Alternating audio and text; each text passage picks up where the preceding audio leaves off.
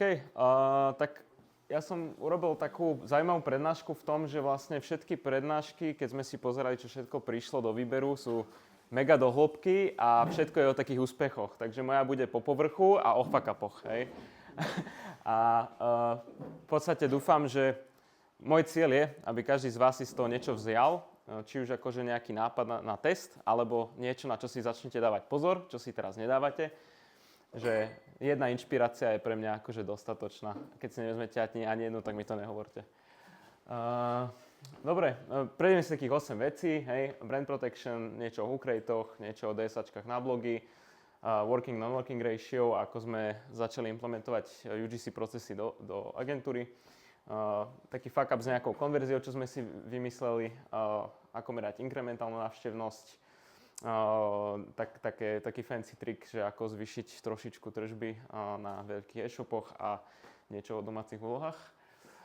Dobre, čiže prvá vec, brand protection. V podstate začalo to tým, že prišiel k nám klient v segmente voľného času, to si predstavte, hej, že niečo, kde je nejaký akože recurring revenue, že ľudia tam chodia tráviť voľný čas. Líder na trhu, hej, keby som povedal ten brand, tak všetci viete, o čo ide.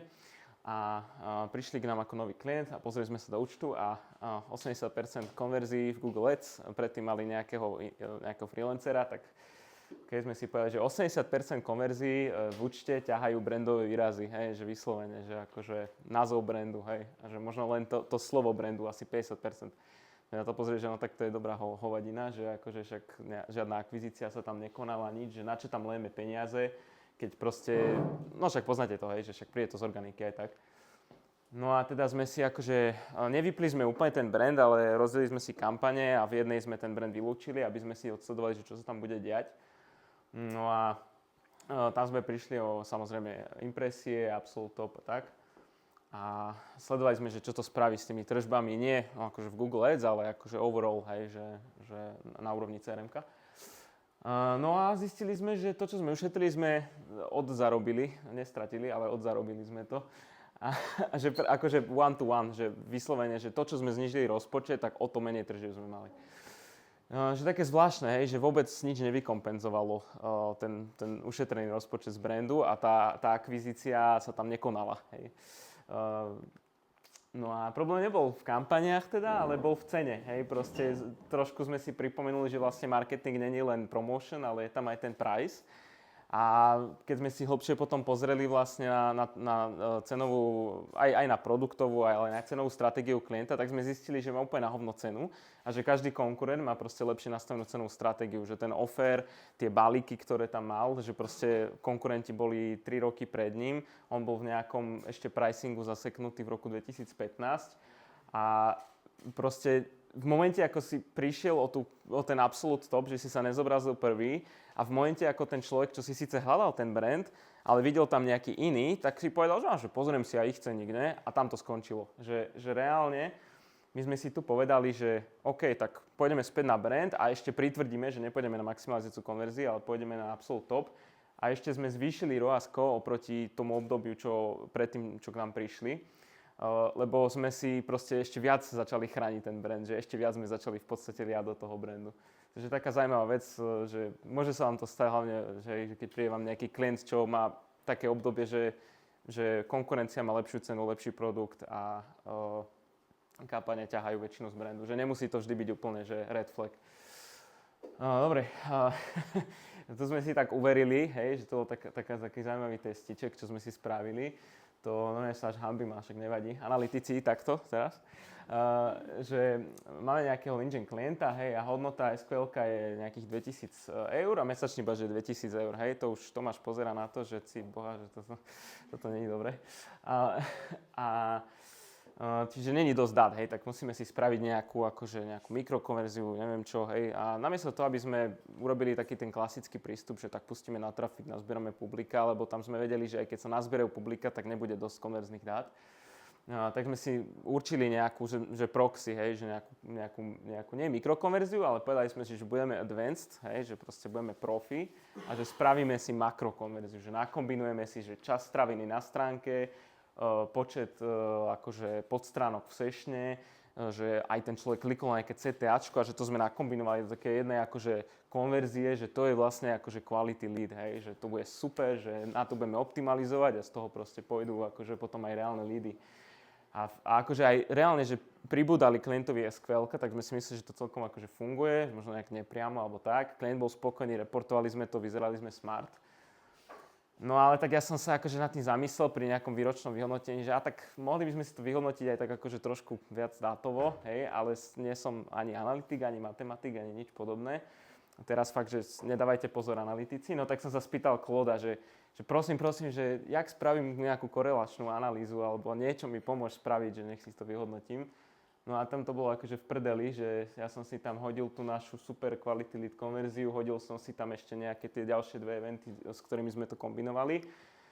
No a vyšlo mi, že aj tak otvorenie formulára mal akože najlepší vzťah s odoslaním leadu a potom s kvalifikovanými leadmi. Tak sme to celé akože zabalili a prešli sme zase na otvorenie formulára. Čiže tento mím asi poznáte niektorí, hej, že naše riešenie od akože...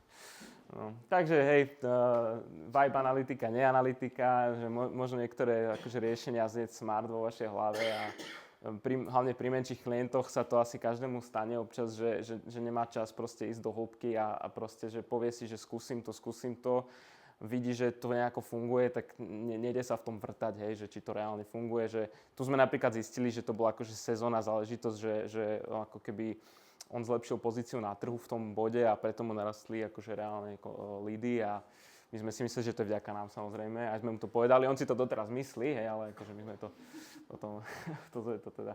Takže sledujte si koreláciu, hej, že asi radšej predsa na začiatku to nastaví na tie kliknutia, sledujte si tie vzťahy medzi tými mikrokonverziami a vyhodnocujte to hneď, ideálne, nie až na výročnom vyhodnotení. Dobre, je hook rate relevantný, to je taká tá super, už to ani nie je taká akože trendy metrika, ale teda mňa to akože stále tak fascinuje, tiež som taký, že rád prepájam tú kreatívu s tými datami. A my sme si akože chceli pozrieť, hej, na takom, že agregovanom na takej veľkej vzorke, že či reálne tam je nejaký vzťah medzi CPAčkou a hook rateom. No a zistili sme, že not really, že not at all, že fakt akože až taký vzťah tam teda nebol. Že jediný vzťah bol nejaký s CTR-kom, ale že teda hook rate kreatívy na úrovni kreatívy nepredpovedá výkon. Hej. Ale potom sme si pozreli vlastne na úrovni celej kampane, celej advantičky, že všetky kreatívy, čo v nej sú. A to sme našťastie mali zo pár kampaní, kde sme mali akože podobné spendy a podobný počet kreatív a že veľa premenných bolo stabilných, tak sme si porovnali historicky, že OK, že síce možno jednotlivé kreatívy, že tu vidíte, že dve boli super a dve boli na hovno a tu boli všetky také, že priemerné. A vlastne tá celá kampaň, čo mala akože priemerný hook rate lepší, tak mala aj lepší ROAS. Že zistili sme, že ako keby OK, že možno ten hook rate na úrovni kreatívy nie je prediktívny tomu výkonu, ale že na úrovni tej kampane už aj celkom je. Ten dôvod je taký, že v podstate tie Advantage Plus kampane, ale to je taká teória, lebo však nikto z nás akože reálne nevie, ako funguje Advantage Plus kampane, ale taká working theory, čo aj teraz často vidím na LinkedIne, je, že aj keď máte nejakú kreatívu v kampani, ktorá môže mať, že ja neviem, že vysoký hook rate, že máte 50%, 60%, že naozaj akože vzbudzuje záujem, ale nechodia vám z nej nejaké nákupy, tak určite sa vám stalo, že ste si povedali, že OK, tak to vypnem, že proste však nezarába to. A potom aj ostatné prestali fungovať. A že tá teória je, že Meta radí tie kreatívy do upper funnelu a že cez ne akože začne budovať to publikum. Len vy si neviete reálne pozrieť tomu určite akože tú sekvenciu, že v ktorom useri videli tie kreatívy. Sice už viete nastaviť sekvencovanie, ale to asi neodporúčam. Čiže asi tak nejakým spôsobom, alebo takú nejakú mechaniku za tým ja vidím, o tom sa môžeme potom pobaviť, že aké máte s tým skúsenosti. Ale teda hej, že zistili sme, že ten hook rate stále je dôležitý, len teda nie je na úrovni kreatívy. No a čiže sme si s tou robili skôr takú akože benchmarkovú, že nepozeráme sa teraz už tak analyticky na tie kreatívy, že ktorá mala aký hook rate, skôr, že keď to dosiahlo tých 35%, že super, keď nie, tak na tom vždy treba zapracovať. Ale že keď už ideme nad tie čísla, nad ten nejaký minimálny benchmark, tak už úplne akože tam nie je nejaká korelácia s tým ROASom. Každopádne A potom sú tam ešte ďalšie dôležité metriky, hej, true rate, hold rate, a čiže tam si to tiež vyhodnocujete, že keď nemáte dobrý hold rate, tak neviem, či CTAčko na konci je úplne dobrý nápad. A bucketujte to na úrovni kreatívy, na úrovni kampane, tam mal byť kampaň. Dobre, traffic uplift measurement hack, alebo ako konečne uvidíš, či tie awareness kampane niečo robia, keď si chudobný. Prečo keď si chudobný? Lebo vyhodnotiť si nejaký traffic lift, neviem čo, to asi nie je úplne pre každého klienta. To všetci vieme, že všetci by sme radi robili sales lifty, ale proste sa to nedá. Ale teda my sme vydumali, alebo našli sme takú metriku, alebo sme si vyrobili metriku v Meta Ads, že v podstate vytvoríte si metriku traffic, ale vyfiltrujete si tak, že vlastne prišiel ten traffic z Google, hej, ale v Meta Ads. No a tým pádom vlastne si viete pozrieť, že ktorý trafik vám prišiel z Google po zhliadnutí reklamy, hej. Je to taký akože workaroundík, hej, ale v podstate celkom dobre to funguje na awareness kampane, lebo hej, že akože nezaráta sa vám tam ten trafik, pokiaľ ten človek naozaj, že do dňa po zhliadnutí reklamy neprišiel buď z organiky alebo zo searchu. Potom som si povedal, že wow, že to je celkom že cool, že môžeme akože robiť upliftové kampane dokonca, ale keď sme na to začali optimalizovať, tak strašne drahé boli tie konverzie, čiže to vám neodporúčam. Ale minimálne si to teda sledujte, hej, že hlavne vylúčte remarketing, hej, že vylúčte si všetko traffic, engagement, že aby naozaj ste vedeli, že či ten uplift prišiel z tej danej awareness kampane a nie akože už ten človek mal ten awareness niekedy predtým. Tu tiež akože veľmi rád si vypočujem feedback na tento workaround od analytikov, ale tak myslím si, že je to celkom akože zaujímavý data point pre awareness kampane alebo nejaké top of funnel kampane. Čiže setup, vytvorte si ten vlastný traffic event, publikum v kampani fakt musí byť, že non-visitors, non-engagers, proste cold publikum. A prejdete si potom kampane a prejdete si aj tie search data, že či reálne tam je nejaký vzťah. My sme si všimli, že tam je vzťah, hej, že naozaj, že keď spustíme awareness kampaň a je tam ten uplift, je tam ten Google traffic, tak potom aj v tom, akože, v tom, čo chodí z organiky, tak tam vidno nejaký nárast. Hej. Zase je to taký vibe analytics, ale toto je skôr pre malých klientov, kde proste nemáte na to objemy, kde si viete akože štatisticky vyhodnotiť tieto veci. A niekedy aj sales kampane majú lepší uplift, čo je akože taký zaujímavý insight, že niekedy aj tie sales kampane fungujú ako brand awareness kampane celkom efektívne a aj v prepočte na CPM, alebo že cena za jeden Google user. Čiže potom si aj takto viete porovnať, že či sa vám oplatilo robiť to brandové video za 10 000. Dobre.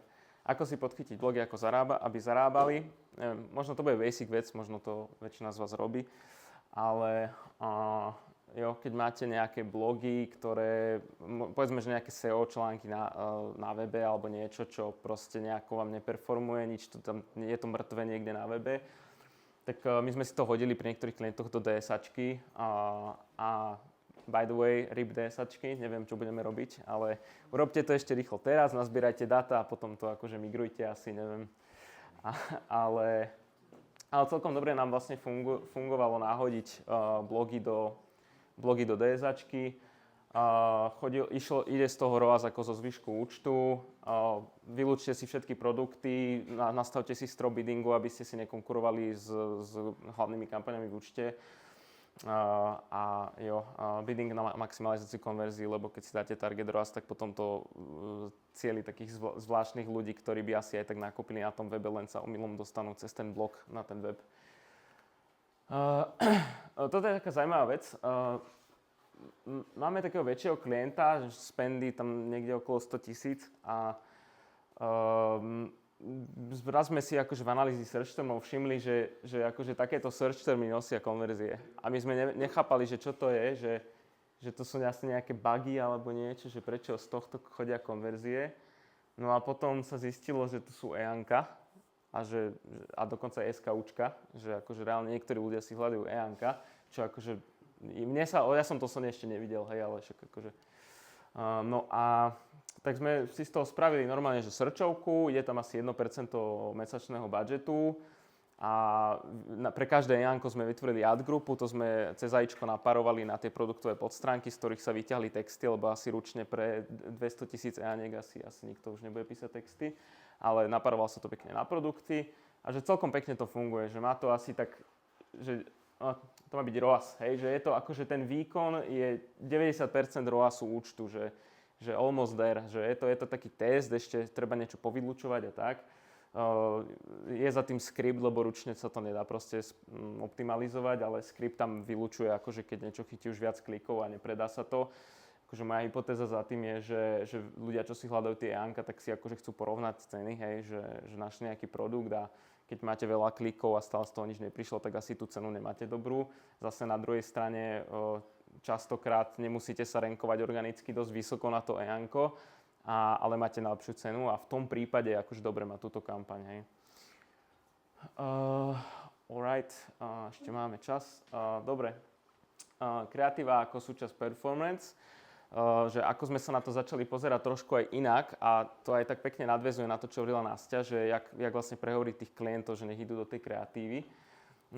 Jeden z dôležitých argumentov, čo ja už proste používam na každom onboardingu a každom sales meetingu je, že v 2026, už niekedy v lete alebo koncom leta je predikcia, že na Mete sa bude spendovať viac ako na Google Ads. Neviem, či to viete, ale teda Meta už bude oficiálne ten väčší hráč, čo sa týka reklám, čo akože vôbec ma neudivuje. Mňa skôr udivuje, že sa to akože nestalo skôr. Ale, čiže to je taký prvý argument. No a druhý argument je, to je taká legacy metrika, že working, non-working media ratio, hej, že to sa používalo v marketingu ešte keď do televízie sa robili reklamy iba, alebo do rádia, ale podľa mňa je dobre si to akože vytiahnuť, prípadne kľudne mi navrhnite nejakú alternatívu, že ako to používate vy interne, ale že to je proste pomer, hej, že koľko chcete dať do médií a koľko chcete dať do kreatívy. A že ako keby reálne s tým treba začať pracovať, že s klientami, a nie proste, že na úrovni, že po onboardingu, že keď už dostanete vy ako PPCčkar toho klienta, že na prvom kole a vtedy začnete riešiť toto, že toto treba riešiť ešte proste na úrovni obchodu, hej, že to už obchodníci by mali vedieť, že otvoriť tú tému, že koľko chcete investovať do kreatívy a akože dať im to ten fixný nejakú kotvu, že akože zo začiatku spolupráce, ak ste doteraz nerobili kreatívy a nemáte kreatívny tím, tak fakt, že akože 70-30, hej.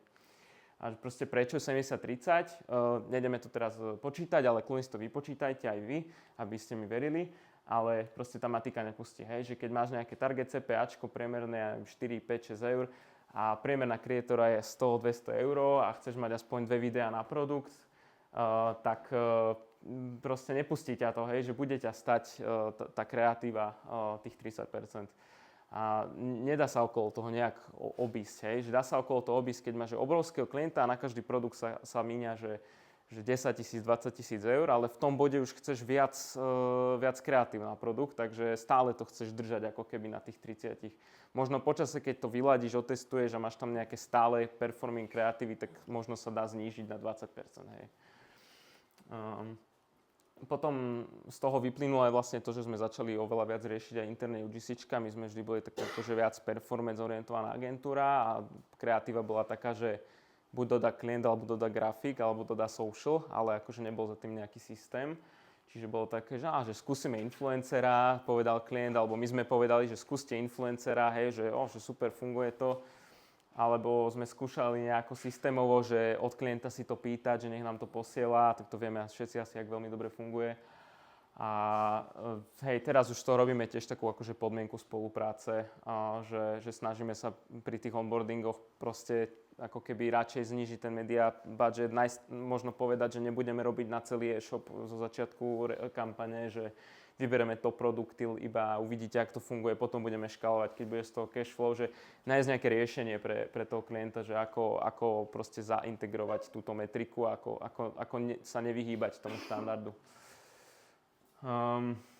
No a teda ako sme si akože zaviedli, v podstate to asi Nastia mala trošku komplexnejšie vysvetlené, ale hej, akože asi veľmi podobný proces.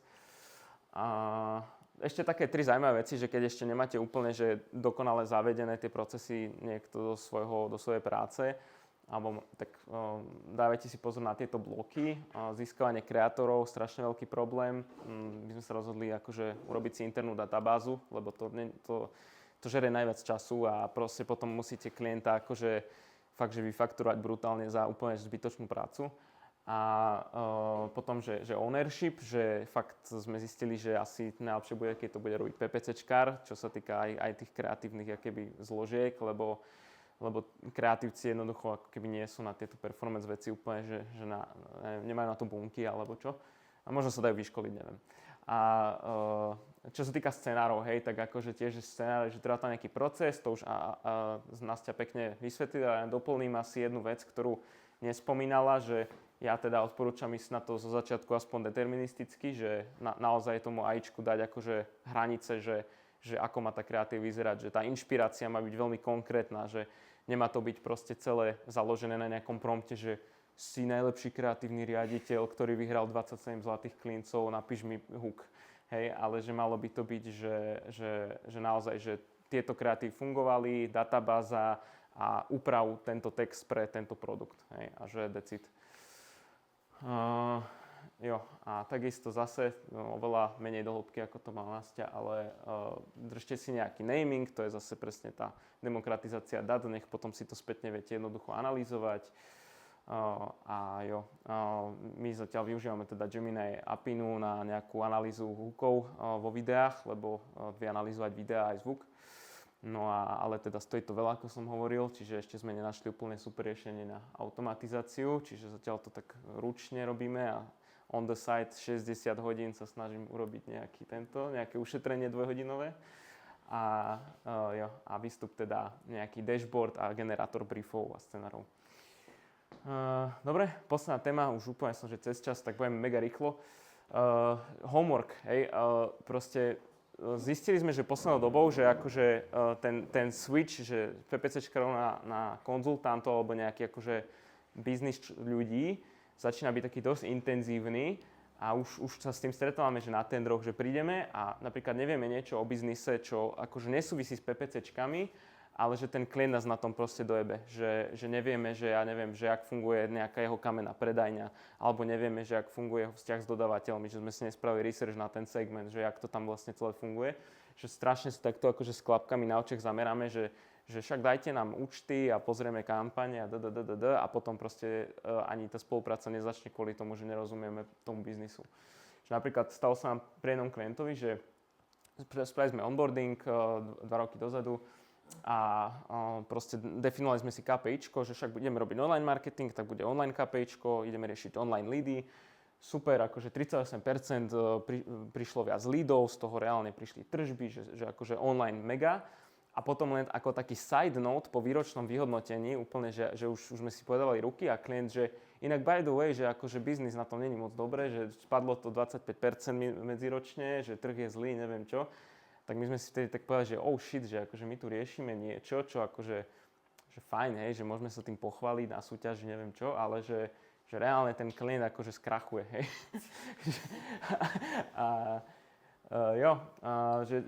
Ale klient nám akože zadal tie KPIčka, že on vám vôbec akože neotváral túto tému. Ale my sme si teda povedali, že tak asi by sme mali riešiť ten brand building, hej. Tak sme úplne switchli minulý rok na brand building. A výsledok je teda, že online minus 23%, hej, že medziročne tie výsledky nie sú bohviaké a klient tiež úplne nie je s tým nejaký spokojný, ale akože chápe, že sme začali robiť viac proste ten brand building a offline medziročne išiel o 3% vyššie, čo síce je stále na hovno, lebo stále je to nižšie ako pred 2 rokmi, ale tak aspoň sme akože urobili nejaký shift. A tie 3% offline sú viac ako tých minus 23% online, čo je tá pointa. Čiže treba rozumieť biznisu, nielen účtom. Dobre, zhrnutie pre všetkých a nepýtajte sa ma nič. Ďakujem.